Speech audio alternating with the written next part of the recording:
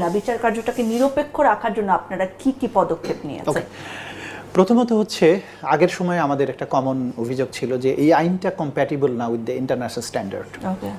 সেটা কিন্তু আমরা প্রথমে এসেই আমরা যখন দায়িত্ব পাই এই আইনগুলোকে কম্প্যাটিবল করার জন্য অনেকগুলো সংশোধনী আনা হয়েছে।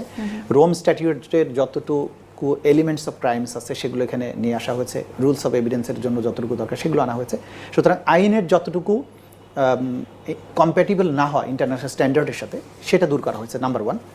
নাম্বার 2 ছিল যে এখানকার জাজেস তারা নিরপেক্ষ নন, কারণ ওইখানকার যারা বিচারক ছিলেন তারা রাজনৈতিকভাবে নিয়োগপ্রাপ্ত, রাজনীতি করে এসেছেন।